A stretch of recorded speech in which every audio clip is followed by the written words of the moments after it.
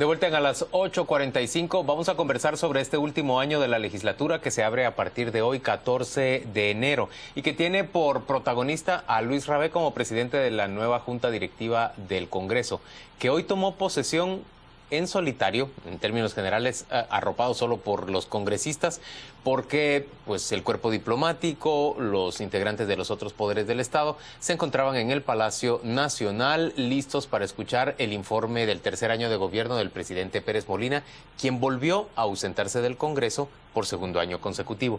Hoy nos acompañan para discutir este tema Gerson Sotomayor, quien es analista político y legislativo, y Rodrigo Arenas, quien es presidente del Movimiento Cívico Nacional. A ambos bienvenidos, gracias por acompañarnos. ¿Qué perspectivas tenemos con la presidencia de un diputado que aparentemente no maneja muy bien la ley de régimen interior? Pues, mira, Gustavo, yo creo que realmente el Congreso cada año se está deteriorando más. Es una institución que realmente los políticos se han encargado de irla socavando. Y esta junta directiva es un claro ejemplo, creo yo, de eso, desde cómo se negoció. Si recordamos cómo fue el proceso de negociación para llegar a esta junta directiva, pues no fue un proceso, digamos, de debate parlamentario, no fue un proceso democrático. Y tan no fue un proceso democrático que tienes a un diputado que que llegó con muy pocos votos. O sea, su representatividad hacia los votantes es muy baja y su partido no, digamos. Entonces, así de poco democrático es esta junta directiva. Entonces, a mí me preocupa muchísimo más que el daño que nos va a hacer esta junta directiva, que creo que va a ser igual o peor a la del año pasado. Me preocupa muchísimo que realmente cada año que pasa se le está socavando más la institucionalidad al Congreso de la República, y ese es exactamente el acto o la acción que le gusta a los políticos populistas, porque termina desapareciendo ese balance de poderes. Recordemos que el Congreso de la República es el poder más influyente, es el organismo más poderoso del país, que realmente es el organismo que le puede poner límites a un presidente. Gerson, ¿qué ocurre con este último año de la legislatura? ¿Cuál es el panorama que se deja ver? Bueno, yo creo que existen varias cosas. Creo que hay cosas positivas y cosas negativas que ver, y hay que verlo en un balance real. Tuvimos durante 3 años consecutivos, tuvimos presidentes del partido oficial. Quiere decir que la independencia del organismo legislativo estaba absolutamente cooptada por el organismo ejecutivo, y ese era un problema real a la hora de buscar consensos. Se buscaba más una implementación, una imposición de una agenda legislativa enmarcada dentro de las prioridades del gobierno, más que un tema de consensos políticos dentro del propio organismo legislativo. Y esto obviamente creo yo que se abre la oportunidad, al no tener un presidente del partido oficial, se abre la oportunidad de tener que generar esos consensos que son tan necesarios. Y creo que con el discurso del nuevo presidente se enmarca precisamente en busca de estos consensos.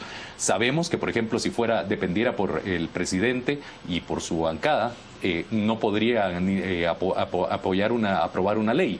Pero en base a eso se deben de buscar los consensos, tanto del oficialismo como de la oposición, para poder avanzar en una agenda legislativa. Ahora, en esta junta directiva no hay ningún diputado de líder, sino que más bien es únicamente una junta directiva del partido del presidente del Congreso, del partido oficial y también de la bancada de todos, ¿no?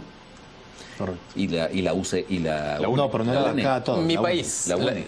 Bueno, mi país. La UNE, la mayoría la tienen el partido oficial y la UNE, prácticamente. Pero ¿qué importancia tiene que el líder no tenga ningún representante dentro de la junta directiva? Sí. Yo ahí discrepo con lo que dice Gerson, porque si realmente el presidente tuviera una bancada representativa en el hemiciclo, estoy de acuerdo que habría negociación y habrían consensos. Pero realmente este presidente fue una ficha de negociación. O sea, no fue un tema de representatividad. Por eso digo que yo no lo veo como... O sea, hubiera sido mucho más legítimo un presidente de la oposición, del partido líder o porque tienen representatividad, por lo menos sacaron 1 millón de votos. Y que tendría una bancada, digamos, que le acuerparía. Y tiene una bancada que lo acuerpa a un presidente que no tiene bancada, que no tiene representación, ni siquiera tiene que responderle a ciudadanos. O sea, él no le tiene que responder ni a una bancada, ni a un partido importante, ni a votos, ni a ciudadanos. Entonces realmente él fue una ficha de negociación, seamos honestos, o sea, pongámoslo como lo es. Y no veo que realmente vaya a ser, obviamente el discurso de consensos es un discurso que te lo han dicho todos los presidentes del Congreso que llegan, porque ninguno se va a atrever a decir que no va a hacer consensos en el Congreso, pues. Gerson Rabé va a poder ejercer un liderazgo que le permita, digamos, poner de acuerdo a las bancadas. Yo creo que ese es el gran reto, pero también es cierto que no necesariamente todos los presidentes que han tenido el Congreso en este periodo han gozado de legitimidad. Por ejemplo, vemos también como una ficha de negociación a Pedro Muade, aunque sea del partido oficial, como una ficha de negociación con el empresariado, digamos, con el capital tradicional del país. Entonces tampoco podemos decir que porque ser un presidente que no tiene una bancada no necesariamente pueda hacer un buen trabajo. Creo efectivamente que sí hay retos muy concretos que se pueden asumir y que son absolutamente necesarios. Creo, por ejemplo, la búsqueda de consensos sí es importante. ¿Por qué?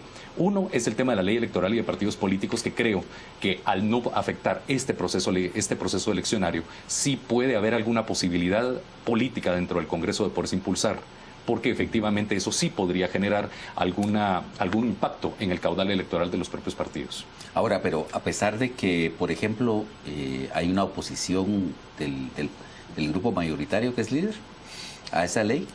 Sí, yo creo que el líder, por ejemplo, ha mantenido una oposición constante durante todo el periodo al partido oficial. Obviamente hemos visto también cómo es que cuando hay necesidad de que se pongan de acuerdo, se ponen de acuerdo ellos dos y bueno, todo el... Bueno, pero es que en el caso de la ley electoral tampoco es fruto de un proceso en el cual haya participado activamente el líder. Sí, ni el PP en mayor... El PP se mantuvo bastante al margen. Exacto. Yo te diría que... Es más un proyecto de todos. Y es un mensaje que no quisiera dar en televisión, pero la verdad, porque es muy pesimista. Yo no veo... O sea, yo creo que la legislatura anterior al 2014 fue lo peor que he visto en mi vida. Y creo que la de 2015 va a ser igual de mala, en el sentido de que no creo que vaya a ser mucho peor, porque gracias a Dios los diputados van a estar haciendo campaña, entonces no van a tener tanto tiempo para hacernos tanto daño, porque hay veces que es mejor que no hagan nada, pero realmente creo que el presidente detrás de bambalinas va a ser Arístides Crespo. Yo creo que él va a ser realmente el operador político y el presidente del Congreso de verdad. Siendo vicepresidente. Siendo vicepresidente. Y eso yo creo que lo sabían perfectamente bien, tanto más que Jorge el partido oficial como el mismo Luis Rabé. O sea, yo creo que él mismo aceptó esa posición sabiendo que él iba a ser y que iba a ser presidente del Congreso, pues, y se va a poner su medallita, y no creo que vaya a ser mayor cosa. ¿Ustedes ven posibilidades, por ejemplo, de que se aprueben nuevas fuentes de financiamiento para el presupuesto? Yo creo que va a ser muy difícil, considerando el impacto electoral que pueda tener, aprobar nueva deuda. Sí, yo no creo. Yo creo que el líder va a oponerse y va a trabar cualquier... Pero no deuda. Es decir, acordémonos también que al líder, líder se siente ya que va a gobernar. Sí, él cree que ya es... Entonces, no habría que descartar la posibilidad de un impuesto al licor, o del aumento del IVA al 15%, o de un nuevo impuesto a alguna otra cosa. Yo creo que hay dos retos concretos en este tema, y es uno, con buscar fuentes de financiamiento. Yo sí estoy de acuerdo que se debe buscar una agenda legislativa que promueva una mayor equidad fiscal. Es decir, en este país lo que ha movido... bueno, ese es el deber ser, pero digamos en la realidad. En la real política. En la real política creo yo que sí hay cuestiones que se pueden hacer. Obviamente, por ejemplo, no creo, va a ser muy difícil. Ojalá que tengamos esta junta directiva que pudiera asumir ese reto en los temas de transparencia. Por ejemplo, retirar el secreto fiscal, por ejemplo, para la SAT. El secreto bancario para la SAT, quitarlo es recaudar realmente lo que se tiene que recaudar. Pero eso no se ha logrado en 3 legislaturas consecutivas. Difícilmente se va a lograr en un año electoral. Difícilmente se va a lograr. Pero creo que como reto es absolutamente válido, por ejemplo, planteárselo, especialmente que creo que puede ser muy vendible en un año electoral, que obviamente el electorado ve y puede estar detrás de lo que hagan los políticos o dejen de hacer. Entonces, ¿cuál es el mejor escenario que ve Rodrigo para este último año electoral? Para mí el mejor escenario, que no haga nada. Que el Congreso se mantenga en la inacción. Y yo, de verdad. Por ejemplo, que se empantanen las interpelaciones. Por mí, hoy por hoy, te diría que lo mejor que puedo esperar de este Congreso del 2015 es que no hagan nada. El año pasado, si no hubieran hecho nada, hubiera sido mejor. O sea, date cuenta las leyes express que nos pasaron el año pasado. O sea, hoy por hoy, yo me atrevo a decirte que el Congreso únicamente, los diputados, únicamente se van a poner de acuerdo en aquellas cosas que les generen dinero para su campaña. Entonces yo prefiero que no hagan nada. O sea, yo de verdad creo, yo no veo ninguna posibilidad. Yo, en primer lugar, no veo que con esta clase política que tenemos hoy por hoy exista la posibilidad de que hagan cambios estructurales importantes como la ley electoral y de partidos políticos. ¿Por qué razón?